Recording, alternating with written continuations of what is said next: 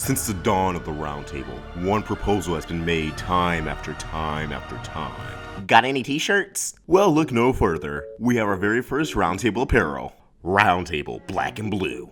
Available in premium tee, women's tee, and a hoodie. This is just the first of many, and as we continue making them, we'll start making some for Crystal Clear, Round Table After Dark, and Let's Talk with Tom, on top of more. So head over to Teespring right now, link in the description, to get your Round Table apparel. Offer ends this Sunday, February 19th, at 11 p.m. Eastern Standard Time. Now let's get on with the video.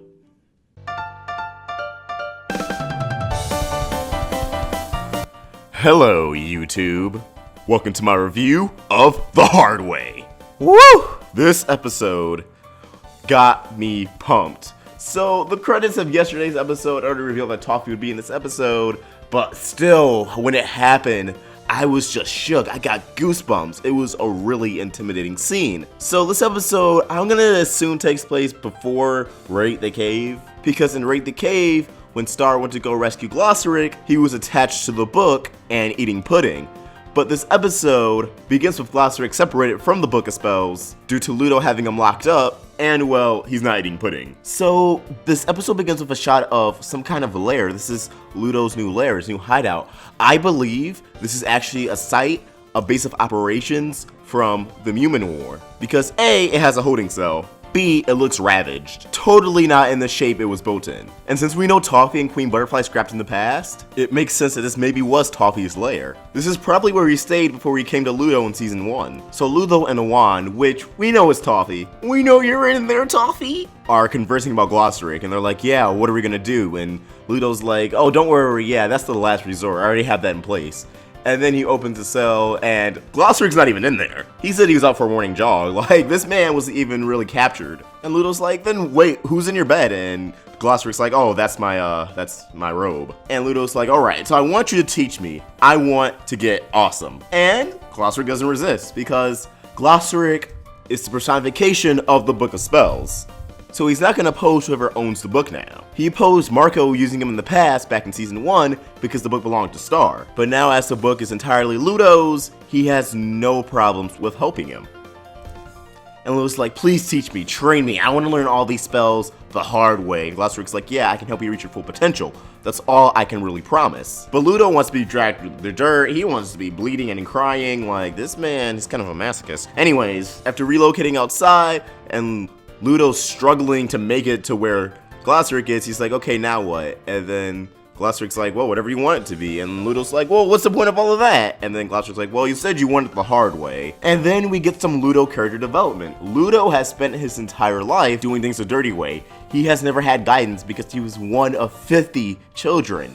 That's right, 50. It sounds like his father didn't really give a rat's ass about him. Ludo has daddy issues. So Glossaric's like, alright, we can start, and then he goes by Eclipse's Book of Spells, and then he's like, that might be too advanced, we'll start right here, which is Levitation Spell. This is where the episode becomes a direct parallel to Baby, because Baby wanted Star to simply bring her an apple with a Levitation Spell.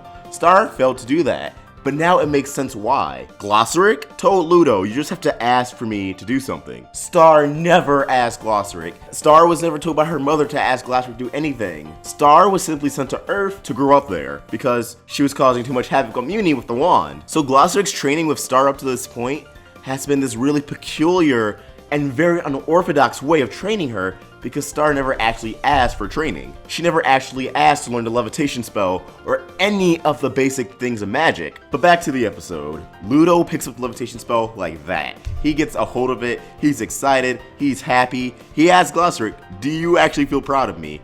Because I never heard my dad express pride in me. And Glossaric reluctantly says, yes, I'm proud of you. But how fast Ludo picked up magic is actually kind of concerning.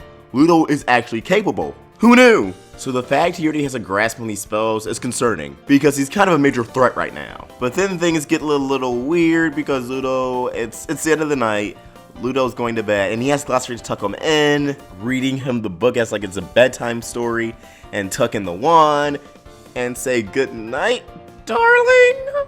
What? Ludo, you're mad sus for that. So Ludo's off to dreamland, but he's like, I can't sleep. Can you? And the wand, of course, TOFFEE, goes Ludo's like, what do you mean he's hiding something from us? So he goes to confront Glossaric and he's like, is it true? And Ludo's like, well, okay, show me the chapter. which is of course Eclipse's chapter. So Glossoric's like, I don't know if you're ready for this, but he opens the book and bam! What happened to Marco at the end of Page Turner happened to Ludo here, but it gets weird.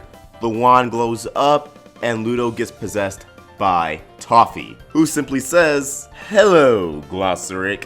And Glossoric says, "Hello, Toffee." So, I wasn't sure if Toffee was his actual name back in season 1, and it still may not be, but Toffee's been using that alias for a while. And he does personally know Glossoric, and it's like, mind blown. Because this exchange, how they address each other, they know each other. Glossoric has met Toffee before. I don't know if it was during the Human War, if Toffee actually possessed the book at some point, or because of the Eclipse connection. Because remember, Queen Butterfly and Toffee did fight before. That's the reason why Toffee's missing his finger. And it also begs the question, where is Toffee?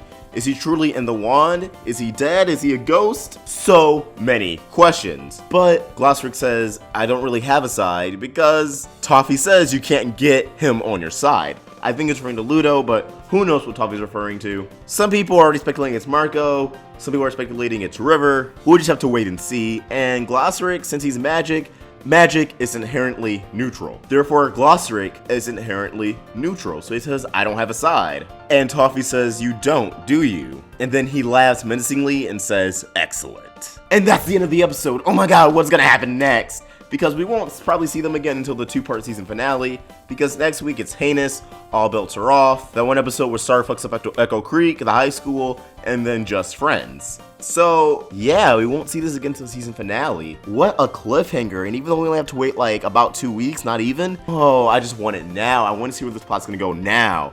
But these are just my thoughts, and I want to hear yours, so please comment down below. What did you think of this amazing episode in Toffee's return? Comment down below, let me know. And as always, if you enjoyed this video, please like, subscribe, it really helps us out. Follow us on social media, links to everything in the description down below. Awestruck Bots, signing out.